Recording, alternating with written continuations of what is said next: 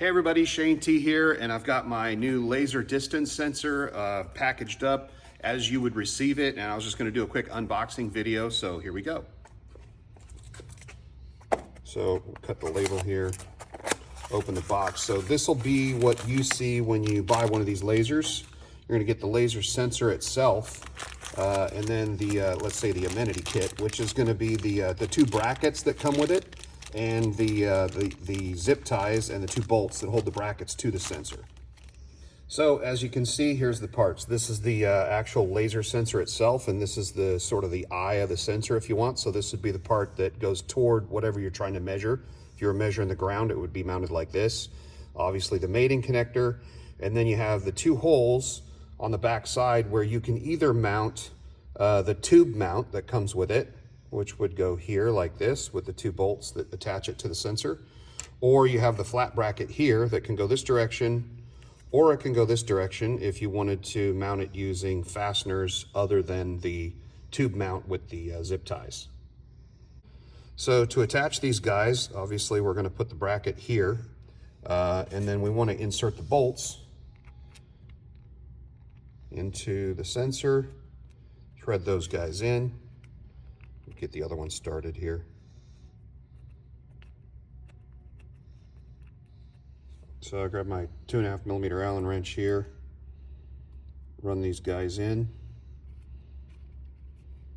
get them snug. I mean, obviously you're just mounting the bracket to the sensor, so you don't have to wrench on them. They need to be snug, but you want to break them off. And once you kind of have those snugged down, now it's time to attach with the zip tie.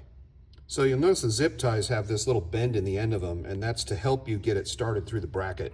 So basically you can see the slot here in the top of the bracket for the tube adapter. You're going to start the zip tie just like this, and the little arc in the end of it is going to help it pass over the little bolt and come out the other side, right? And so you're going to repeat this process for the other zip tie so that you can attach it to the frame. Now, one of the design features is that the zip tie goes over the top of the bolt, which will stop the bolt from backing out if it accidentally comes loose. So that's why we've done it that direction around. So once you have the zip ties all through the mount, they should look like that on the back side, and then obviously the mount bolt should look like this on the front side, and you're now ready to mount it to a tube. This arc fits really well on anything from about 1 inch to up at maybe 1.75 inches, and it's rough on the inside to help it get grip on the tube. But what we've found by running them on different cars is that if the bracket and the zip tie aren't tight enough to hold it stable, you can just put a little bit of RTV or silicone, either right on the outside right here where the tube and the bracket touch each other, or you can actually just put a couple dots in here. And once you zip tie it in place and the silicone goes off, it'll stay in position and it won't come loose. So that's pretty much the long and the short of it. That's the sensor. This is a laser distance sensor with a range between 1.2 inches and 51 inches.